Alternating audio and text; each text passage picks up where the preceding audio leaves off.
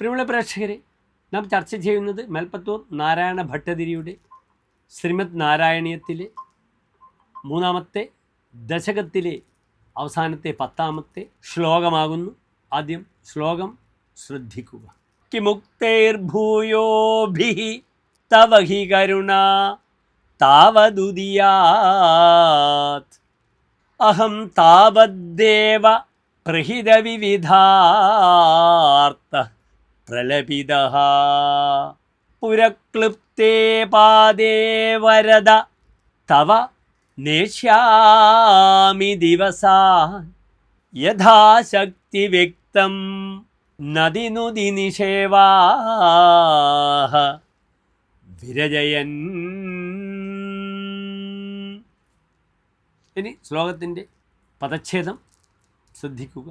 കിമുക്തൈഹി ഭൂയോഭിഹി തവ he കരുണ യാവദുദിയാത് അഹം താവത് ദേവ പ്രഹിത വിവിധാർത്ഥ പ്രലപിതഃ പുരഃ ക്ലുപ്തേ തവ പാദേ വരദ നേഷ്യാമി ദിവസാൻ യഥാശക്തി വ്യക്തം നദിനുതി നിഷേവാഃ വിരജയൻ.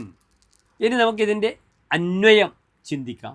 ഭൂയോഭിഹി ഉക്തൈഹി Kim Varada ദേവ തവ കരുണ യാവത് ഉദിയാത് താവത് അഹം പ്രഹിത വിവിധാർത്ഥ പ്രലപിതഃ പുരഃ ക്ലുപ്തേ തവ പാദേ യഥാശക്തി നദിനുതി നിഷേവാഃ വിരജയൻ ദിവസാൻ നേഷ്യാമി വ്യക്തം.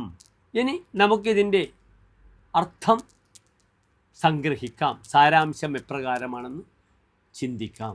ഇവിടെ ഭക്തിപ്രാർത്ഥന എന്ന 3-ാം ദശകത്തിലെ അവസാനത്തെ ശ്ലോകമാണ്. പല രീതിയിലും നാരായണ ഭട്ടതിരി ഗുരുവായൂരപ്പനോട് പ്രാർത്ഥിക്കുന്നുണ്ട്, അപേക്ഷിക്കുന്നുണ്ട്, ചീത്ത പറയുന്നുമുണ്ട്. ഇവിടെ അവസാനം അദ്ദേഹം കീഴടങ്ങുകയാണ് ഗുരുവായൂരപ്പൻ്റെ മുന്നിൽ. ഈ പറഞ്ഞതൊക്കെ ഞാൻ പറഞ്ഞു, ഇനി ഇതാ അങ്ങ് ശ്രദ്ധിച്ചാലും എന്ന രീതിയിലാണ് അടുത്തതായി ഈ സാരാംശത്തിലേക്ക് പ്രവേശിക്കുന്നത്. ശ്രദ്ധിക്കുക.